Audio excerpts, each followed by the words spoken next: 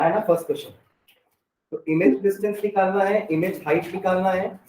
For a 5 centimetre tall object place 45 centimetre from a concave mirror having a focal length 15 centimetre. ये किसी से ऐसा जो नहीं बना, नहीं बना है, फर्स्ट क्वेश्चन ही बना। ठीक है, और आप लोग का आंसर क्या है एक बार अपन मैच कर लेते हैं। सबका अगर सही होगा तो मतलब सेम होगा तो मतलब सही बनाए होंगे। क्या आ रहा है कृतिका, इमेज का हाइट क्या आ रहा है? नहीं ना, इमेज हाइट और इमेज डिस्टेंस तो निकालना है। हाँ, अच्छा इमेज डिस्टेंस कितना है? माइनस 15। आपका कितना मतलब कितना? ठीक है, माइनस 22.5 सही आंसर है। और हाइट कितनी आ रही है इमेज की? Height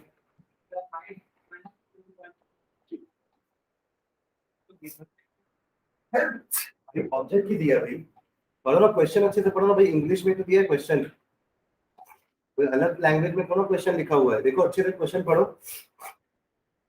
determine the image distance and image height, यही बोल दिया डिटरमाइन।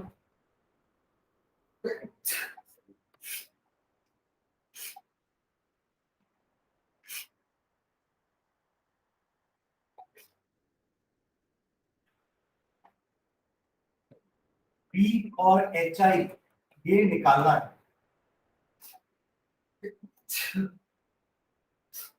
एचओ क्वेश्चन में गिवन है, जो आप लोग बोलो ना 5 सेंटीमीटर। 5 सेंटीमीटर टॉल ऑब्जेक्ट मतलब वो क्या दिया हुआ है आपका? एचओ कितना है? 5 सेंटीमीटर। ठीक है, उसके बाद place 45 centimetre from a concave mirror, ये आपका यू दिया हुआ है माइनस। ठीक है, और फोकल है -15। ठीक है, हाँ गलती और कैलकुलेशन में मिस्टेक है कि यहाँ कुछ लेने में गलती की। 1 by f is equals to 1 by u plus 1 by v। ठीक है, 1 by -15 is equals to 1 by -45 plus 1 by v। या फिर 1 by v को एक तरफ रखो, इन दोनों को एक साथ लेके चले जाते हैं। तो 1/45 माइनस 1/50। ठीक है, इसको इधर लेके गया हूं, इसलिए ये माइनस का प्लस हो गया, ये माइनस का माइनस। ठीक है, ये भी 1/v रहेगा। ठीक है, वाह, इन दोनों का आंसर कितना हो जाएगा? 40 1 ये 1 हो जाएगा, minus 1 by v is equals to कितना हो जाएगा? या फिर v is equals to 45 upon 2 minus 2 है ना, ये कैसा होगा? This will be minus 22.5 centimetre. बनाएंगे दोनों इलेक्ट्रिक लाइन के चारों बंदे चारों। ठीक है, उसके बाद आपको हाइट निकालना है। हमारे पास मैग्निफिकेशन का एक फॉर्मूला है। क्या था फॉर्मूला?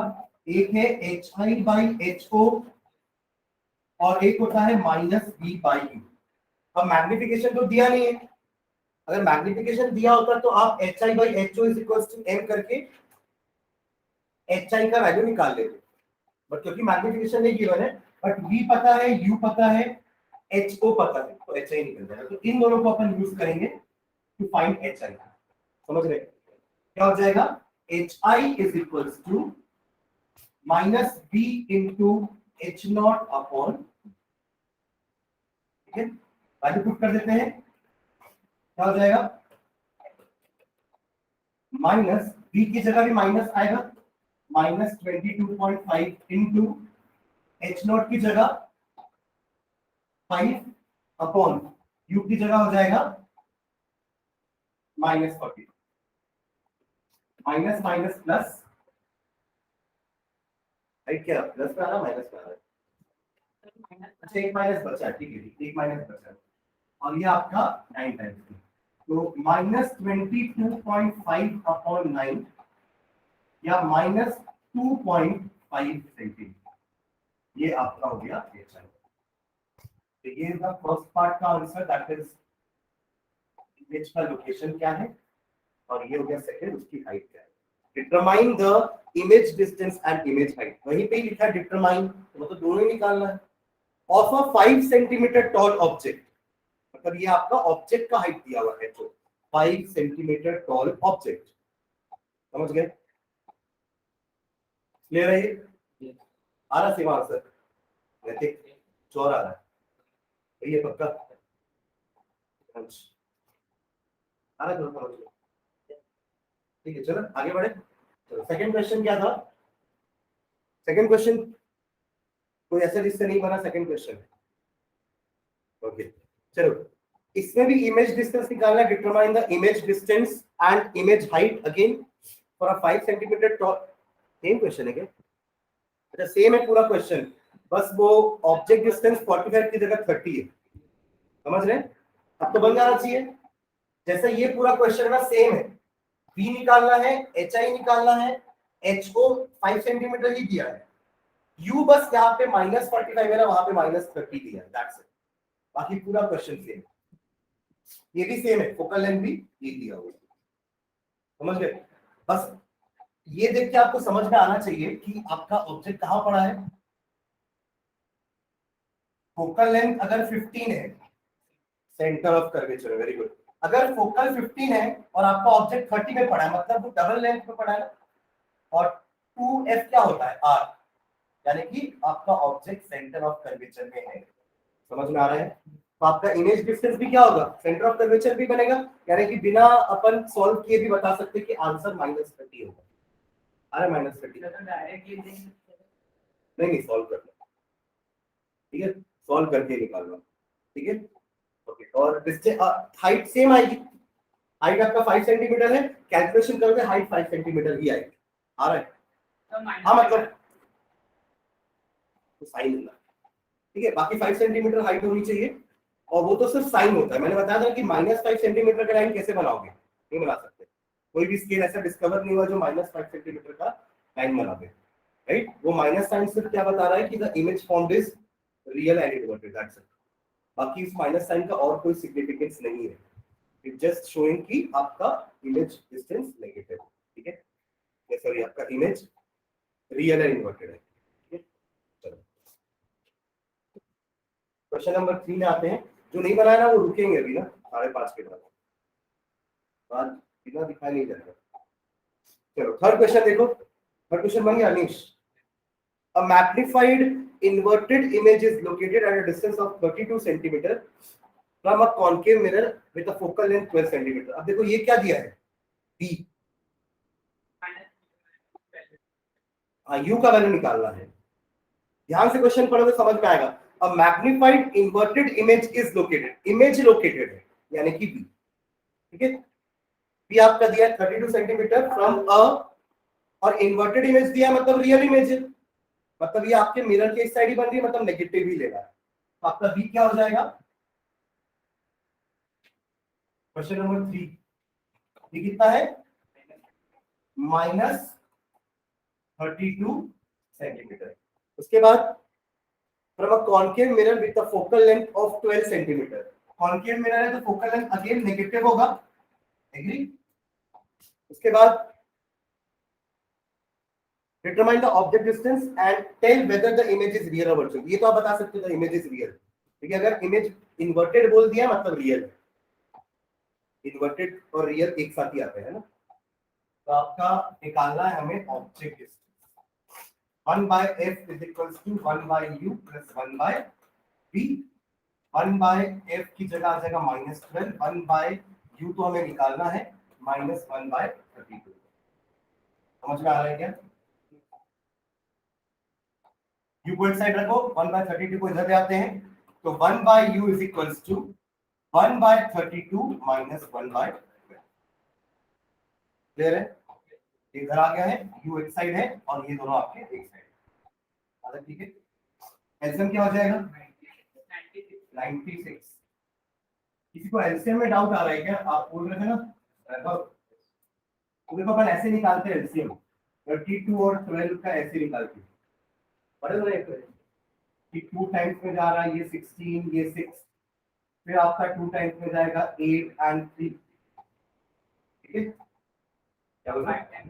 अब जरूरत भी नहीं है करने की, अगर आप करोगे तो सिर्फ ये कैंसिल होगा, ये तो अपने लास्ट पहुंच चुका है। तो 8 को ऐसे लगाए तो 8 into 3 24, 24 into 4 96, 24 into 4 कितना हो जाएगा 96, तो 96 आपका आंसर हो जाएगा। समझ में आ रहा है? तो अब 96 के लिए ये आपका हो जाएगा 3 टाइम्स में 96 divided by 32 is 3, 3 into 1 is, यहाँ पे क्या आ जाएगा, फिर 96 और 12 ये कितना हो जाएगा 8, 96 divide by 12 is 8, 8 into 1 is 8, समझ गए? तो आपका u कितना हो जाएगा -96 अपॉन 5, फिर u इधर गया, 96 और 5 नीचे आ गया, तो सॉल्व कर लेते हैं। -1 1 टाइम्स में जाएगा, बचा 4, 46, 9 टाइम्स में 45, 19.2 सेंटीमीटर, ये आ रहा है। मेरा कितना आ रहा है? ये आ रहा है।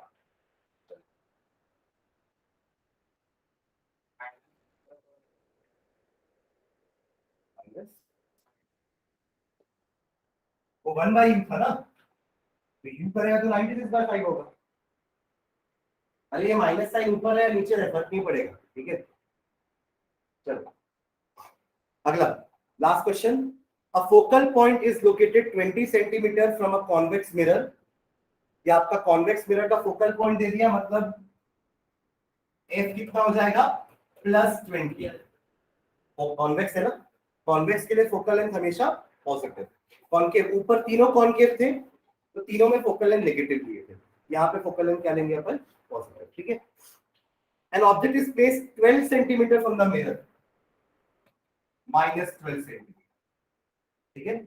ऑब्जेक्ट डिस्टेंस हमेशा नेगेटिव, निकालना क्या है, determine the image distance, B निकालना, ठीक है। अगेन वही 1 by f is equals to 1 by u plus 1 by v हो जाएगा। ये कितना है इसका आंसर 7.5, प्लस में आना चाहिए ना, क्योंकि कॉन्वेक्स है, इमेज राइट हैंड साइड में बनेगी। क्या गलती की,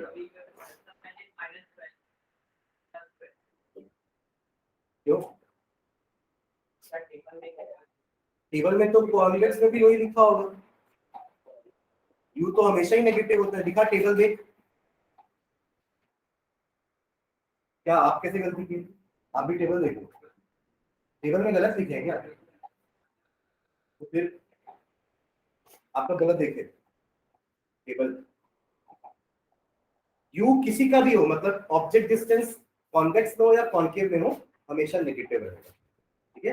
क्योंकि हमेशा हम मिरर के, ये कॉन्वेक्स में, ये कॉनकेव मिरर है और ये कॉन्वेक्स मिरर है, हमेशा हम ऑब्जेक्ट तो यही रखेंगे ना, तो लाइट हमेशा ऐसे ही जाएगी मिरर में और डिस्टेंस हमेशा हम ऐसे ही मेजर करेंगे, always negative, u will be always negative और h o will be always positive. ये दो चीजें तो मैंने बताया नहीं है, u will be always negative, कोई सा भी मिरर हो, एचओ आपका हमेशा पॉजिटिव, क्योंकि ऑब्जेक्ट को हम हमेशा ऐसे ही प्रिंसिपल एक्सिस में खड़ा कर रहे हैं, ठीक है।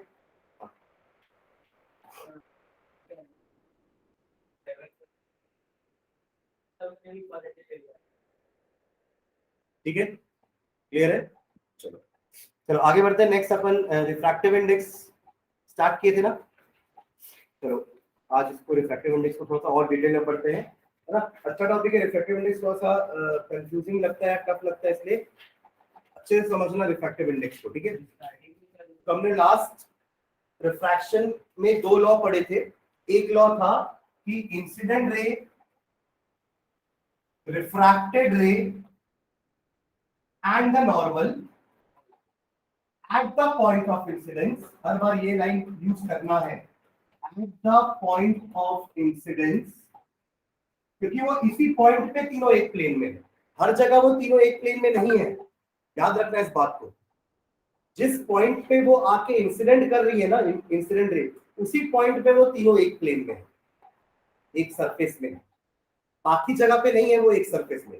इंसिडेंट रे इस तरफ यहाँ पे है ना, रिफ्रैक्टेड रे तो पास होके यहाँ जाने वाली है। समझ रहे मैं क्या बोल रहा हूँ? इसलिए ये वाला पॉइंट बहुत जरूरी है, at the point of incidence लिखना। सिर्फ इतना ही लिख दोगे कि इंसिडेंट रे, रिफ्रैक्टेड रे, normal all line the same thing, तो मैं गलत कर दूंगा जब तक eight the point of incidence नहीं होगा। तो फिर से बता रहा हूँ, उस दिन भी बताया था, लॉज ऑफ रिफ्लेक्शन में भी बताया था, आज फिर बता रहा हूँ कि eight the point of incidence आना ही चाहिए आपके लॉ में। ठीक है, all light in the same area. ठीक है, ये अपना फर्स्ट लॉ था। ये लॉ और रिफ्लेक्शन का लॉ सेम है, बस अंतर है कि वहां पे रिफ्लेक्टेड रे थी, यहाँ पे रिफ्रैक्टेड रे रहेगी, बस अंतर यही। ठीक है, सेकेंड लॉ इसका थोड़ा नया था, तो आपने लिखा था sine I upon sine R is equals to n/1, या इसको हम μ/1 लिख रहे थे, जिसका नाम मैंने क्या दिया था आपको, रिफ्रैक्टिव इंडेक्स। ठीक है ना, refractive index of medium 2 with respect to medium 1। लिखे ऐसा? हाँ, ऐसा लिखे है ना, n/1 या μ/1 का मतलब क्या होता है, refractive index of medium 2 with respect to medium 1।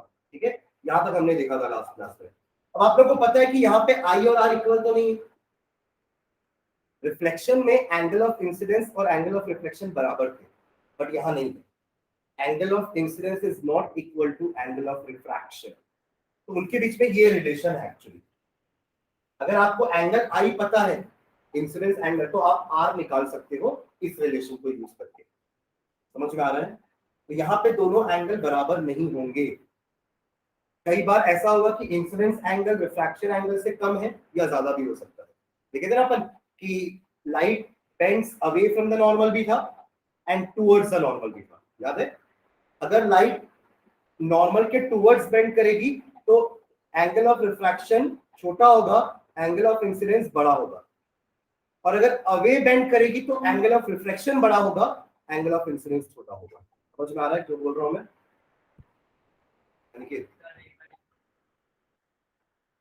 ऐसा देखा था ना कि अगर आपकी लाइट ऐसे आ रही है from a rarer medium to denser medium, तो वो नॉर्मल के तरफ बेंड करती है, it bends towards the normal.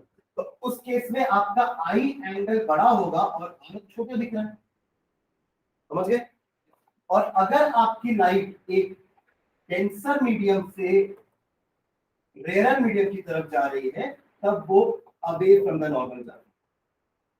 तो यहाँ पे साफ दिख रहा है कि एंगल ऑफ इंसिडेंस छोटा है, एंगल ऑफ रिफ्रैक्शन बड़ा है। समझ गए? तो दोनों बराबर नहीं होते। Am I clear? ठीक है, ओके। तो उसी का रिलेशन है एक्चुअली कि अगर आपको आई पता है तो आप आर निकाल सकते हो, क्योंकि वहां तो हमें पता है कि आई और आर की वैल्यू बराबर होती है रिफ्लेक्शन में, बट रिफ्रैक्शन में ऐसा नहीं है। तो ये रिलेशन से हम आई की वैल्यू दी है तो आर निकाल सकते हैं। साइन की वैल्यू आपके टेबल में पीछे गिवन रहती है मैथ्स वाले बुक में, अगर आप देखोगे तो। वरना कुछ कॉमन एंगल्स की वैल्यू मैं आप लोग को लिखवा दूंगा। कॉमन एंगल मतलब एक आपका होता है 0 डिग्री, एक 30 डिग्री, एक 60 डिग्री, एक 90 डिग्री। ये कुछ 4 कॉमन एंगल है जिसका वैल्यू मैं आप लोग को लिखवा दूंगा साइन का। ठीक है, समझ में आ रहा है मैं क्या बोल रहा हूँ कि साइन 0 डिग्री क्या होगा, साइन 30 डिग्री क्या होगा, साइन 60 डिग्री क्या होगा, एंड साइन 90 डिग्री क्या होगा। मैं क्लियर? एक काम करो, लिख लो साथ में, नोट करके लिखना। Note,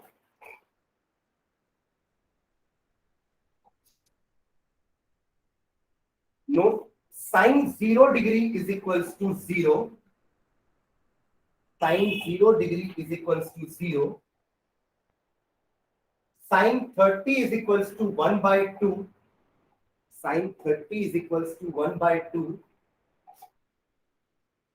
sign 60 is equals to √3/2। √3 समझते हैं ना? √3 का वैल्यू किसी को पता है क्या होता है? √2 का, तो वैसे √3 का भी याद रहना चाहिए, दो कॉमन यूज होती है। √2 को अपन 1.414 बोलते हैं, ये सबको पता है। और √3 होता है 1.732, √3 होता है 1.732, ठीक है।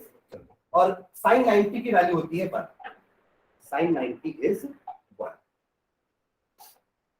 ठीक है। लिखिए चारों साइन की वैल्यूज।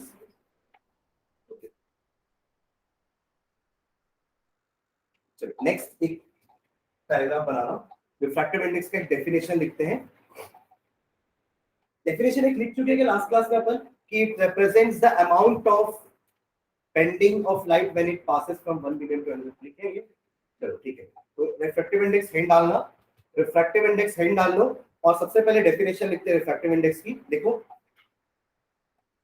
रिफ्रैक्टिव इंडेक्स हेडिंग डालिए, इसमें हाइफन डाल के लिखना, it represents the amount or it represents the amount or it represents the amount or extent of bending, extent कितना बेंड हो रहा है लाइट, amount और extent of bending of light, amount or extent of bending of light when it passes from one medium to another, when it passes from one medium to another,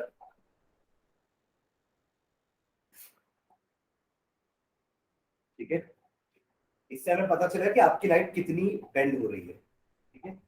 next time में लिखना, there are two types of refractive index, there are two types of refractive index, there are two types of refractive index.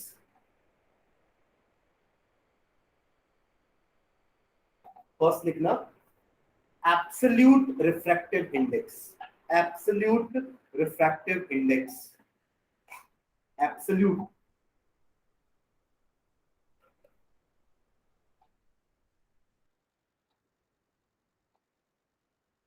absolute refractive index, hyphen डाल के लिखो इसके बारे में एक line. It is the refractive index of medium,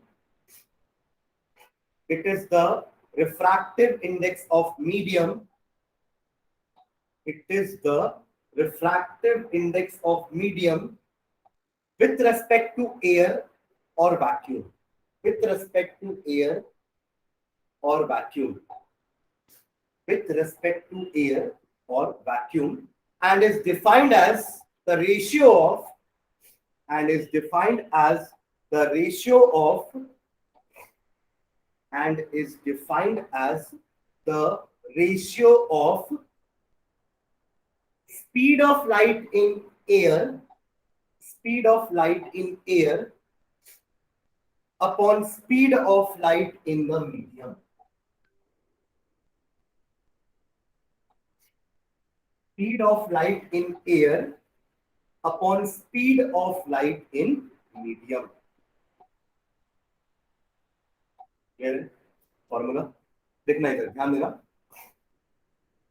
अगर आप कोई भी ऑब्जेक्ट का रिफ्रैक्टिव इंडेक्स एयर के रेस्पेक्ट में कैलकुलेट कर रहे हो, एयर का रिफ्रैक्टिव इंडेक्स हम 1 एज्यूम करते हैं, बाकी सबका रिफ्रैक्टिव इंडेक्स हम एयर के रेस्पेक्ट में निकालते हैं, उसे हम एब्सोल्यूट रिफ्रैक्टिव इंडेक्स बोलते हैं, ठीक है।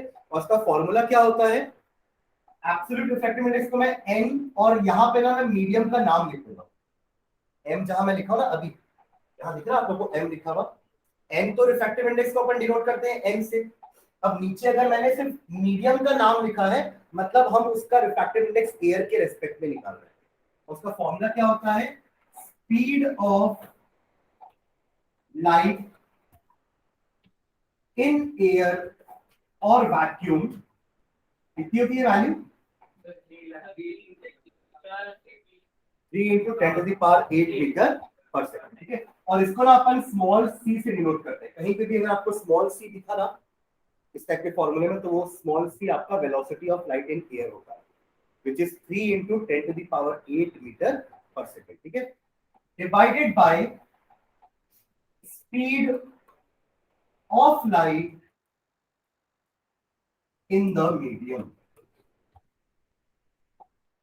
फॉर्मूला समझना, इधर ध्यान दो, जिस भी मीडियम का आप एब्सोल्यूट रिफ्रैक्टिव इंडेक्स निकाल रहे हो उसकी स्पीड डिनोमिनेटर में होगी और एयर में लाइट की स्पीड न्यूमरेटर में होगी। समझ रहे हैं फॉर्मूला? पक्का? लेट्स से मुझे अगर ग्लास पे निकालना है कि रिफ्रैक्टिव इंडेक्स ऑफ ग्लास क्या होगा, तो मैं इसको लिखूंगा, एग्जांपल यहां लिखूंगा, ठीक है? फॉर एग्जांपल एनजी यानी कि रिफ्रैक्टिव इंडेक्स ऑफ ग्लास, यहां मैं जी लिख दिया ना, जी स्टैंड्स फॉर ग्लास। समझ रहे हैं क्या बोल रहा हूं मैं? आप इसको जी ए भी लिख दोगे तो भी गलत नहीं है। Refractive index of glass with respect to air, वही तरह एब्सोल्यूट रिफ्रैक्टिव इंडेक्स। समझ में आ रहा है? तो एनजीए लिखो या सिंपली एनजी लिखो, एक ही मतलब। और उसका फॉर्मूला क्या हो जाएगा?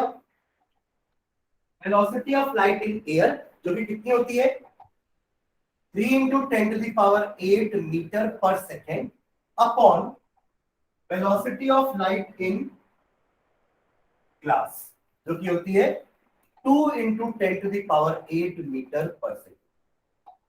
क्लियर है? ये 10 to the power 8 10 to the power 8 cancel, metre per second भी कैंसिल, मतलब रिफ्रैक्टिव इंडेक्स का कोई यूनिट नहीं होगा क्योंकि वो रेशियो है। किसका किसका रेशियो है? स्पीड बाय स्पीड का रेशियो है। तो स्पीड बाय स्पीड का रेशियो तो units cancel, that is why refractive index is a unitless quantity. कई बार पूछता है what is the unit of refractive index, समझ रहे हैं? तो उसका आपको लिखना है it is a unitless quantity, उसका कोई यूनिट नहीं होता। ठीक है? ओके, तो कितना आ जाएगा ये answer? 1.5। 1.5 is the refractive index of glass with respect to air, या फिर आप यू कह लो absolute refractive index of glass is 1.5। am I clear? पक्का समझ में आ रहा है? नोट डाउन करो इसको, फॉर्मूला भी नोट करना, एग्जांपल भी नोट करना।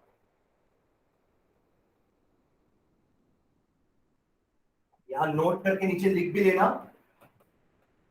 Speed of light in glass is speed of light in glass is 2 into 10 to the power 8 metre per second. ठीक है?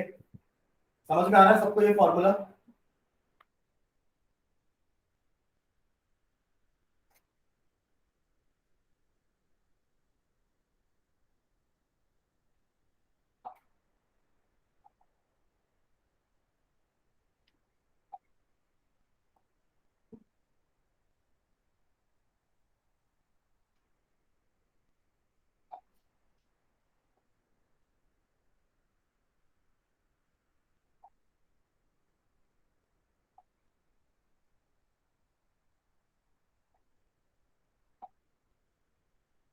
आप चाहो तो वाटर का भी निकाल सकते हैं, वाटर का भी निकालते हैं। ठीक है, बता रहा हूँ मैं, एक तो हो गया सबका। चलो नीचे एक और लिखना आप लोग, एक और एग्जांपल लिखो। ये एग्जांपल नंबर 1 हो गया ना, एग्जांपल नंबर 2 आप लोग लिखो, 2 करके लिखो। वाटर के refractive index, absolute refractive index को कैसे डिनोट करेंगे? NW या फिर NWA, दोनों सही है। देखो NW और NWA क्या है? ये refractive index of water. Hyphen डाल के लिखो, जैसे इसका लिखे ना वैसे उसका लिखना है पूरा। NW और NWA दोनों से डिनोट कर सकते हैं अपन। ठीक है? Refractive index of water is equals to, अब ऊपर क्या आएगा? ऊपर तो एयर का ही स्पीड आएगा ना, एयर में आपकी लाइट की स्पीड क्या है तो लिख दो 3 into 10 to the power 8 metre per second. ठीक है? और वाटर में स्पीड होती है 2.25 into 10 to the power 8 metre per second. Water liquid है ना, तो सॉलिड से ज्यादा होगी स्पीड बट एयर से कम होगी। कम है ना एयर से, एयर में तो 3 थी, इसमें 2.25 है और सॉलिड में 2 है। समझ में आ रहा है क्या बोल रहा हूं मैं? चलो डिवाइड कर दो दोनों को। मुझे पता है 2.25 2.25 2.5 नहीं, 2.25 into 10 to the power 8। Again 10 to the power 8 10 to the power 8 cancel होने वाला है, मीटर पर सेकंड कैंसिल है। आपको बस 3 अपॉन 2.25 करना है, 3 अपॉन 2.25 बनेगा। हाँ 4 अपॉन 3, यानी कि इसको पॉइंट में लिखो ना, पॉइंट में कितना हो जाएगा 4/3 1.33 चलता रहेगा ना। तो आपके वाटर का रिफ्रैक्टिव इंडेक्स कितना है 1.3। समझ में आ रहा है? हाँ?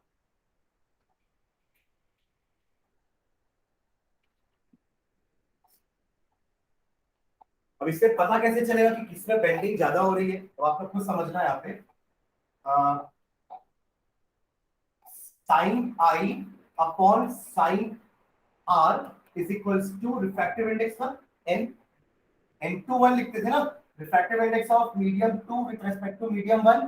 तो यहां अगर मैं लिख दूं ग्लास के लिए NGA, तो refractive index of glass with respect to air ऐसे होगा। और मान लेते हैं एंगल ऑफ इंसिडेंस ना 30 डिग्री, एंगल ऑफ रिफ्रैक्शन कितना होगा, NGA भी कितना निकाले अपन 1.5 ये निकाले थे। और sin 30 आप लोग कितना लिखे 1/2, ठीक है, पीछे 1/2 वैल्यू पुट करते हैं। sin r is equals to 1/2 upon 1.5। ये नीचे आ गया, ये ऊपर चला गया। ये सब समझ में आ रहा है सबको? साइन आई को वही रहने दिया, 30 की वैल्यू पुट कर दिया 1/2, साइन आर को इधर लेके गया 1.5 को नीचे लेके आया। आपका क्लियर है? इसको सॉल्व करेंगे तो क्या होगा 1/2 1.5 मतलब 3/2, ये ऊपर जाएगा तो क्या होगा 2/3, यानी कि 1/3 आ रहा है आपका साइन आर का वैल्यू। अब टेबल से देख के अपन को आर का एंगल पता चलेगा, आर का वैल्यू क्या होगा। टेबल में आप देखो कि साइन के कौन से एंगल में वैल्यू 1/3 आती है। समझ रहे मैं क्या बोल रहा हूँ? वैसे ही फिर आप वाटर के निकालने के लिए मान लो यहाँ पे भी आपका 30 डिग्री ही है एंगल ऑफ इंसिडेंस और साइन आर है, और ये आपका होता है 1.3 refractive index of water with respect to air, right. तो यहाँ पे आपका साइन आर क्या होगा, ये नीचे आ जाएगा, साइन 30 तो अभी 1/2 है, ये कितना 4/3 आ रहा था, आप नीचे लेके आओ 4/3 1/2 इंटू 3/4 ऊपर जाएगा तो 3/4 हो जाएगा। तो इसका कितना आ रहा है 3/8 साइन आर का वैल्यू 3/8। तो यहां से हम दोनों का आर निकाल के बता सकते हैं कि किसका किसमें ज्यादा बेंडिंग हो रहा है। जिसका एंगल ज्यादा आ रहा होगा आर का उसमें ज्यादा बेंडिंग हो रहा होगा। समझ गए? ऊपर डेफिनेशन का मतलब समझ में आया सबको रिफ्रैक्टिव इंडेक्स का? रिफ्रैक्टिव इंडेक्स इज द या it tells about the amount और extent of bending of the light when it passes from one medium to another. समझ में आ गया क्या? सेकेंड टाइप का रिफ्रैक्टिव इंडेक्स लिखना है, ये तो एब्सोल्यूट रिफ्रैक्टिव इंडेक्स हो गया। अब सेकेंड टाइप का रिफ्रैक्टिव इंडेक्स लिखो relative refractive index, relative refractive index, relative refractive index. Relative का मतलब होता है किसी के रेस्पेक्ट में, एयर को छोड़ के, क्योंकि एयर वाले के लिए तो अपन ने एब्सोल्यूट नाम दे दिया है। अब हम रिफ्रैक्टिव इंडेक्स निकालेंगे बट किसी और के रेस्पेक्ट में अदर देन एयर, क्योंकि एयर वाले के लिए अपन नाम देते हैं absolute refractive index, other than air वाले के लिए नाम क्या देंगे रिलेटिव रिफ्रैक्टिव इंडेक्स। मतलब ऐसे समझना कि लाइट आ रही है ग्लास से और जा रही है वाटर में, समझ रहे? तो मीडियम 1 क्या हुआ आपका ग्लास, मीडियम 2 क्या है वाटर। कैसा जा रहा है डेंसर से रेयर है कि रेयर टू डेंसर है, डेंसर टू रेयर। तो कैसा जाएगा away from the normal, DRA, याद है? When a light travels from denser medium to rarer medium, it bends away from the normal, right? तो आपको समझ में आ रहा है? अब मुझे अगर यहाँ पे वाटर का रिफ्रैक्टिव इंडेक्स निकालना है, मीडियम 2 तो मेरा यही है, तो मैं क्या लिखूंगा NWG। What does this mean? Refractive index of water with respect to glass. Clear है? Refractive index of water with respect to glass, इसको बोलते हैं रिलेटिव रिफ्रैक्टिव इंडेक्स। हम वाटर का रिफ्रैक्टिव इंडेक्स पीछे किससे के हेल्प से निकाले थे, एयर के, that was absolute refractive index. अब ये क्या होगा रिलेटिव रिफ्रैक्टिव इंडेक्स। समझ गए? इसकी डेफिनेशन लिखो पहले, रिलेटिव रिफ्रैक्टिव इंडेक्स का डेफिनेशन लिखना, refractive index of medium, refractive index of medium, refractive index of medium with respect to other medium, with respect to other medium with respect to other medium is called relative refractive index. Is called relative refractive index. Is called relative refractive index. यहां हम air की बात नहीं करेंगे, याद रखना, ठीक है? रिलेटिव रिफ्रैक्टिव इंडेक्स, ठीक है? नेक्स्ट टाइम में लिखना N21 N21 N21 इसका मतलब क्या होता है? Refractive index of medium 2 with respect to WRT का मतलब समझते हैं ना, with respect to medium 1. Exam में मत लिखना पर WRT में, पूरा लिखना प्रॉपर विथ रेस्पेक्ट टू, ठीक है? N21 को हम क्या बोलते हैं? Refractive index of medium 2 with respect to medium 1. Clear है? और इसका फॉर्मूला क्या हो जाएगा? वेलोसिटी ऑफ लाइट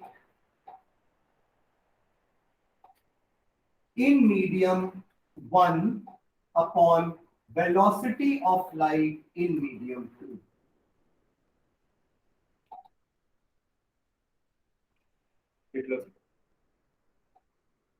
यानी कि V1 अपॉन V2.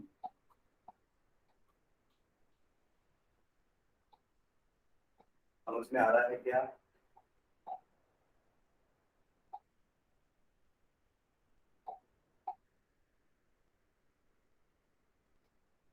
क्लियर है सबको? अगर मुझे निकालना है NWG, refractive index of water with respect to glass, तो देखना एक चीज ध्यान से सुनना, जिसके रेस्पेक्ट में निकालते हैं ना, जिसके रेस्पेक्ट में निकालते हैं उसकी वेलोसिटी ऊपर रहती है. जैसे अभी तक एयर के रेस्पेक्ट में निकाल रहे थे तो एयर की वेलोसिटी ऊपर लिख रहे थे कि नहीं लिख रहे थे? ऊपर 3 into 8 लिख रहे थे ना, क्योंकि वो एयर के रेस्पेक्ट में निकाल रहे थे. तो कंक्लूजन क्या निकालेंगे अपन इस फॉर्मूले से, कि जिसके भी रेस्पेक्ट में हम निकालते हैं रिफ्रैक्टिव इंडेक्स, उसकी वेलोसिटी ऊपर रहती है न्यूमरेटर में. तो उस हिसाब से NWG का फॉर्मूला क्या बनेगा? VG upon VW. एग्री करते हैं इससे? Velocity of light in glass upon velocity of light in water. और ये वैल्यू क्या क्या है आपको पता है? आप लोग को ग्लास में वेलोसिटी कितनी थी? 2 थी ना, बस 2 into 10 to the power 8 metre per second. समझ गए? Upon 2.25 into 10 to the power 8 metre per second. कितना आएगा देखो आंसर. हाँ, अगेन ये सब कुछ कैंसिल होने वाला है, ये बस सॉल्व करना है.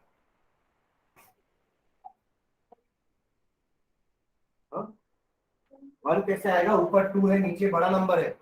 छोटा नंबर डिवाइड बाय बड़ा नंबर कभी भी 1 से बड़ा नहीं आ सकता, 1 से छोटा ही आएगा वैल्यू. देखो अगर किसी को सॉल्व करने में दिक्कत हुई तो सिंपल सा फंडा है, आप ये दोनों डेसिमल को हटाने के लिए ऊपर दो जीरो ऐड कर दो, तो ये हो जाएगा 200 अपॉन 225. 25 का टेबल बताओ. 25 का टेबल 25 8 सा 200 होता है एंड 25 9 सा 225 होता है. ये हो जाएगा 8/9. और 8/9 को कैसे सॉल्व करेंगे? 0.80 72 कितने बार में आता है? 9 8 सा 72 ना, तो 0.8 ये आपका आंसर होगा. आगे सब 88 ही आएगा,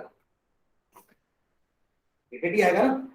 आपने 80 लिया, 72 आया, फिर 8 बचा, फिर 0 लाएंगे, फिर 80, तो 88 आने वाला है. 0.8 लिख के छोड़ दो. This is the refractive index of water with respect to glass. Agree करते हो? अगर मुझे ये निकालना है उल्टा, refractive index of glass with respect to water, तो अब ऊपर किसकी वेलोसिटी आएगी? और नीचे आएगी. समझ गए क्या? यानी कि ये हो जाएगा 225 अपॉन 200, यानी कि 9/8, यानी कि 1.1 8 जाएगा, फिर 1 आएगा, 10 1.1 ही आएगा, 1.12 जाएगा ज्यादा से ज्यादा. ठीक है? क्लियर है? आप इन दोनों चीज में एक कंक्लूजन निकाल सकते हो क्या? एन डब्ल्यू जी 200/225 आ रहा था और एन जी डब्ल्यू 225/2 रेसिप्रोकल है, ठीक है? तो अपन ऐसा लिख सकते हैं N21 is equals to 1 by N12, yes or no? ये लिख सकते हैं। अरे दोनों के फॉर्मूले में उल्टा ही तो है ना। अगर आप N21 बोलोगे तो आप फॉर्मूला लिखोगे V1 by V2 और N12 बोलोगे तो आप फॉर्मूला लिखोगे V2 by V1। आया ना? एथिक क्या बोल रहा?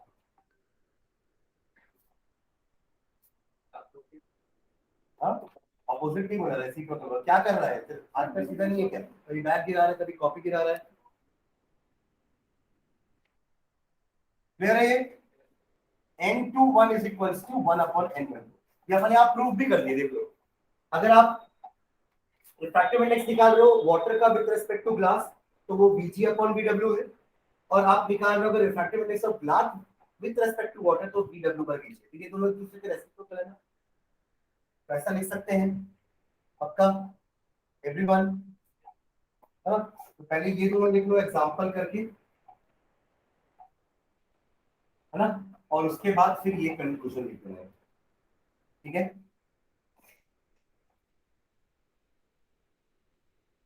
जल्दी इसको नोट करो।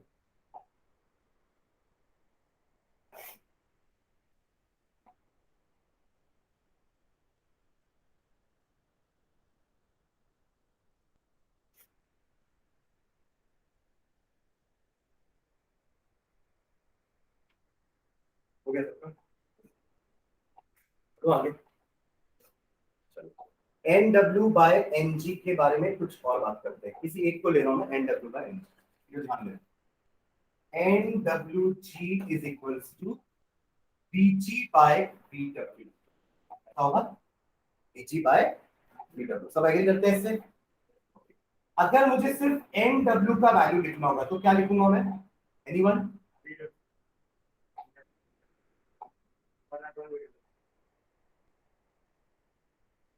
क्या है एन डब्ल्यू? क्या है? Water, air. कुछ नहीं लिखा आगे, मतलब एयर। अभी तो बात किए थे यार पीछे, ऐसे यार तो मतलब ये अभी लिखा ही था, मैं पीछे कहां गया कि आप एन जी ए भी लिख सकते हो और एन जी भी लिख सकते हो। देखो एन एम, तो कहीं एन जी लिखा है इसका मतलब है कि एयर के रेस्पेक्ट में ही हम निकाल रहे हैं। ए लिखा है मतलब एयर है, लिखा ही है। और एन जी डब्ल्यू लिखा है मतलब वाटर के रेस्पेक्ट में निकाल रहे हैं। ठीक है,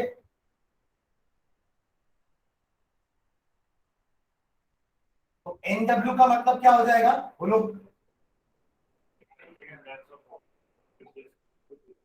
तो c by we W, yes और नो? सी क्या है? Velocity of light in air, upon V W क्या है? Velocity of light in water. सब एग्री करते हो उससे? नैतिक तो क्लास में है ना। फिर एनजी क्या होगा?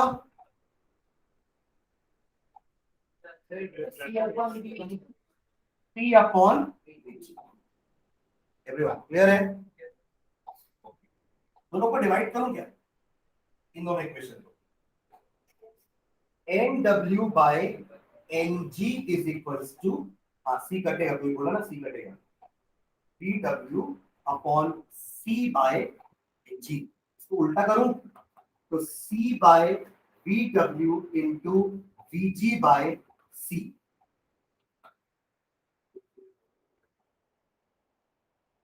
V ji by V W क्या होता है? N W g. इसका मतलब एन डब्ल्यू जी को आप दो तरीके से लिख सकते हो, ध्यान देना यहाँ पे।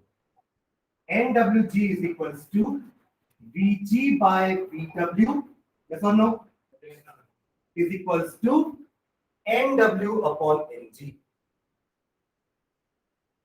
आया ना? ये बॉक्स सबको समझ में आ रहा है? मतलब अगर अब ये डब्ल्यू जी की जगह अगर मैं 1 2 लिखूं तो आपका इक्वेशन कैसा बनेगा? N21 is equals to V1 by V2 is equals to N2 by 1। Yes or no? पक्का? दो चीज बढ़ा दिया ना अपन। पहले अपन ने पीछे जो रिफ्रैक्टिव इंडेक्स का फॉर्मूला पढ़ा था वो यही लिखे हो आप लोगों ने, it is the ratio of velocity of light in medium 1 upon velocity of light in medium 2। यहाँ पे हमने उसके लिए एक और एक्सटेंशन कर दिया कि अगर आपको उन दोनों मीडियम का अगर आपको एब्सोल्यूट रिफ्रैक्टिव इंडेक्स पता है तो दोनों को डिवाइड कर दो, n21 is equals to n2 by n1। Clear है? चलो यहां से नोट कर लेते हैं।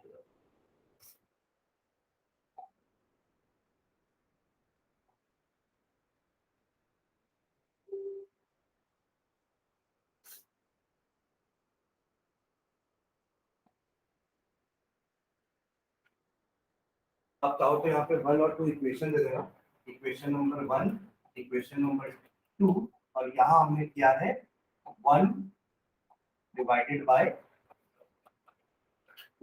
तब तो ये आया ना, ये सी है ना, इसको ई मत समझना, ठीक है, सी है।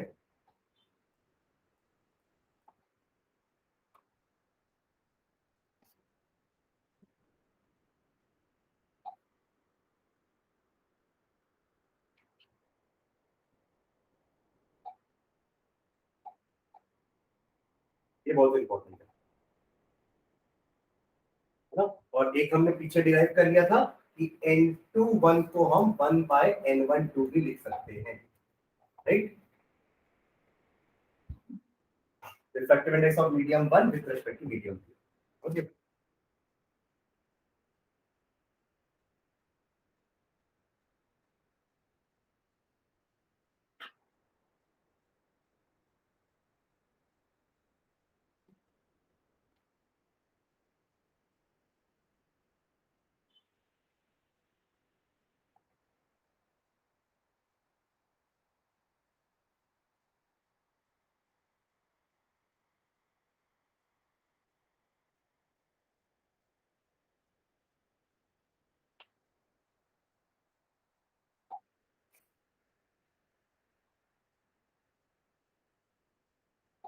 आपके बुक में भी आप देखोगे ना, पेज नंबर 175 में टेबल 10.3 दिया है ना, उसमें आपको रिफ्रैक्टिव इंडेक्स बहुत सारे मटेरियल का दिखेगा। सबसे पहले एयर का दिया है, वो 1.0003 है, अप्रोक्सीमेटली 1 लेते हैं अपन, मैंने इसके बारे में बात की ना कि एयर का रिफ्रैक्टिव इंडेक्स क्या होता है, 1, ठीक है। उसके अलावा आइस का देखो, water, alcohol, kerosene, quartz, टर्पेंटाइल, oil, benzene, crown glass, बहुत सारे चीज का दिया है। ग्लास के अलग अलग टाइप होते हैं, जैसे अपन ने जो ग्लास पढ़ा ना उसका रिफ्रैक्टिव इंडेक्स 1.5 है।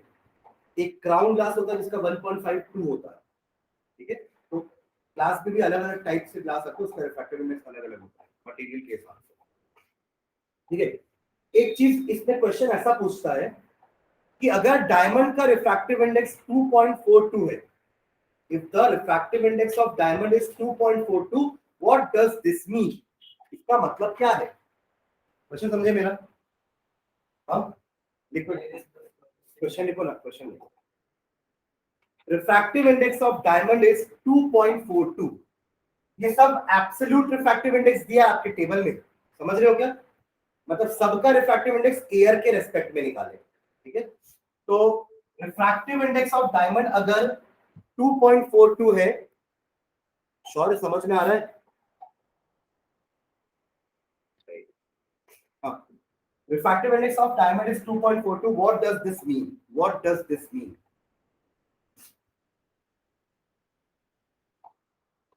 ND given है 2.42, right?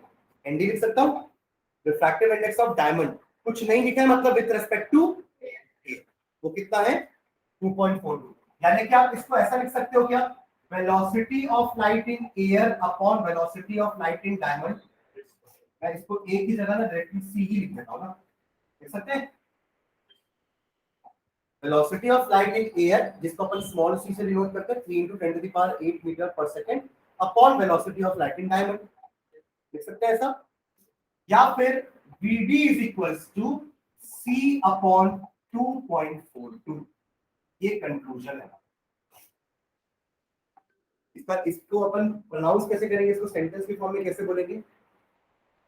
Velocity of light in diamond is 1 by 2.42 times the velocity of light in air.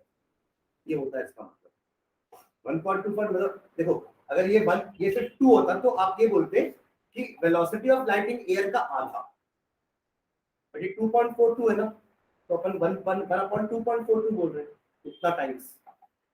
Clear है? तो नीचे लिखना from the above equation we can say that from the above equation we can say that from the above equation we can say that velocity of light in diamond is velocity of light in diamond is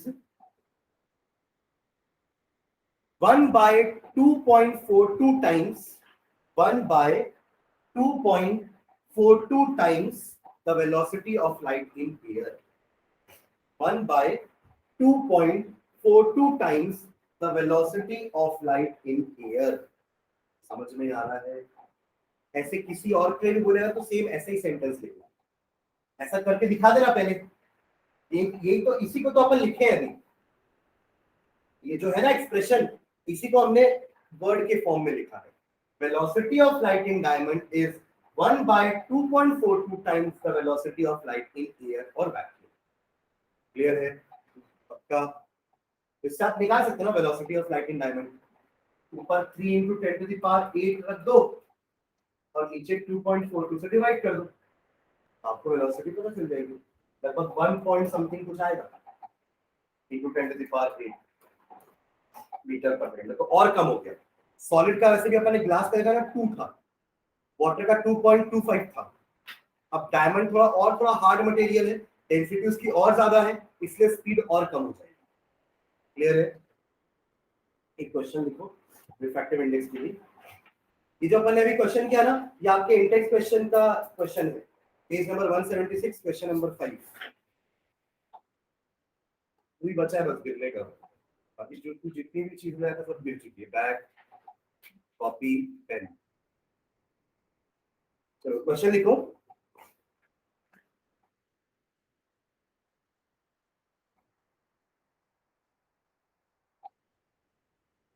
Light enters from air to glass. Light enters from air to glass. Page number 176, question number 2. Light enters from air to glass having refractive index 1.5. ये glass का refractive index है, क्योंकि air का तो 1 होता है। Light enters from air to glass having refractive index 1.5. What is the speed of light in the glass? What is the speed of light in the glass? हमें पता है 2 होती है, बट वो कैलकुलेट करके दिखाना है। समझ में आ रहा है मैं क्या बोल रहा हूँ? हमें पता है कि velocity of light in glass 2 into 10 to the power 8 होती है, बट उसे कैलकुलेट करके दिखाना है, बीजी निकालना है। तो what is the speed of light in the glass? The speed of light in vacuum is 3 into 10 to the power 8, ये गिवन है। ठीक है, तो अब ये जो रिफ्रैक्टिव इंडेक्स क्वेश्चन में दिया ना ग्लास का, ये विद रिस्पेक्ट टू एयर है, कुछ नहीं दिया मतलब विद रिस्पेक्ट टू एयर। तो कैसे शुरुआत करेंगे अपन? Ng is equals to 1.5 ये होगा, हाँ, और Ng का फॉर्मूला होता है velocity of light in air upon velocity of light in glass. Ng आपको दिया है 1.5, ये आपको दिया है 3 into 10 to the power 8 upon ये मुझे निकालना है Vg, राइट? तो Vg को इधर ले जाओ, 1.5 को नीचे ले आओ, तो Vg is equals to 3 into 10 to the power 8 upon 1.5। ये 1.5 है, ये 3 है, 1.5 का डबल करोगे तो 3 आएगा ना, ये दोनों कैंसिल होके कितना आया? 2 into 10 to the power 8 metre per second. समझ गए क्या? क्या निकालना है वो समझ में आना चाहिए, ठीक है? तभी बता पाओगे कैसे निकालेंगे। पता ही नहीं निकालना क्या, तो फिर कैसे बताओगे क्या कैसे निकालेंगे? ठीक है, लास्ट क्वेश्चन देखो आज का। You are given kerosene, you are given kerosene, you are given kerosene, उसी पेज का question number 4। Turpentine, TURPEN TIN, ये वो पेंट वेंट में मिलाते हैं, ऑयल होता है एक तरह का turpentine. TURPENTINE turpentine and water. आपके पास तीन चीजें दी हुई है, you are given kerosene, turpentine and water. Full stop. In which of these does the light travel fastest?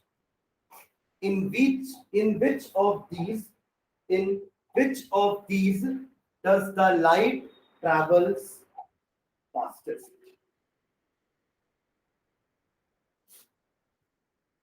Question समझ में आ गया? तीनों का रिफ्रैक्टिव इंडेक्स आप यहां लिखा है, use the information given in table 10.3। मतलब आपका जो टेबल है 10.3 रिफ्रैक्टिव इंडेक्स वाला, उसमें तीनों का रिफ्रैक्टिव इंडेक्स पहले नोट करो क्या क्या दिया है, जल्दी बताओ। रिफ्रैक्टिव इंडेक्स ऑफ वाटर कितना है? 1. इसका आंसर लिख लेना अपन। NW दिया है 1.33। ओके, NT क्या है? टार्पेंटाइन 1.4 है सर। वाटर का ठीक है सर, आप भी निकालें। हाँ, टार्पेंटाइन का 1.47, केरोसिन का 1.44। ठीक है, अभी आप लोग ग्लास और डायमंड के बारे में बात किए थे ना, अभी अपन इधर ध्यान देना। ग्लास और डायमंड के बारे में हम जब बात किए थे तो क्या आ रहा था? ग्लास का रिफ्रैक्टिव इंडेक्स 1.5 था, तो उसकी वेलोसिटी होती है लाइट की ग्लास में 2 × 10⁸। एग्री करते हो एवरीवन? डायमंड का रिफ्रैक्टिव इंडेक्स वो भी सॉलिड है, उसका रिफ्रैक्टिव इंडेक्स अभी आपने देखा 2.42 था, तो उसकी वेलोसिटी जो है वो 1 पॉइंट समथिंग आ रही थी। 3/2.42 करोगे ना, 1 पॉइंट समथिंग आएगी। अभी तो ये देखो, ये नहीं सॉरी, C/, देख रहे 1 पॉइंट समथिंग किया था ना, मैं निकाला नहीं था exact value, but 1 point something आएगी, तो वो डेफिनेटली ग्लास से तो कम आएगा, है ना? इसका क्या मतलब समझ में आया? जिसका रिफ्रैक्टिव इंडेक्स ज्यादा होता है वहां पे वेलोसिटी कम होती है लाइट की, समझ रहे हो? रिफ्रैक्टिव इंडेक्स अगर हाई है मतलब ग्रेटर द रिफ्रैक्टिव इंडेक्स, देखो नीचे, greater the refractive index, slower is the speed of light in that medium. Slower is the speed of light in that medium. समझ में आ रहा है? तो उस हिसाब से यहां सबसे कम रिफ्रैक्टिव इंडेक्स किसका है? वाटर। ठीक है, तो अपन यहां लिख देंगे, since refractive index of water is least, therefore light travels fastest in water. समझ गए क्या? हाँ, पक्का? That's it. ठीक है, तो ये रिफ्रैक्टिव इंडेक्स के बारे में इतना ही था। अब हम नेक्स्ट क्लास से ना रेक्टेंगुलर ग्लास स्लैब पढ़ेंगे पहले, और फिर इसमें भी आपके कर्व्ड सरफेसेस आएंगे। मतलब जैसे वहां पे अपन स्फेरिकल मिरर्स पढ़ रहे थे ना, यहाँ पे आएगा स्फेरिकल लेंस। पहले हम वहां पे भी प्लेन मिरर पढ़े थे, याद है? वहां पे क्या पढ़ रहे थे? पहले प्लेन मिरर पढ़े थे, फिर कर्व्ड मिरर पढ़े थे। वैसे यहाँ पे पहले प्लेन ग्लास पढ़ेंगे और फिर कर्व्ड वाला पढ़ेंगे, लेंस। ठीक है, चलिए, थैंक यू।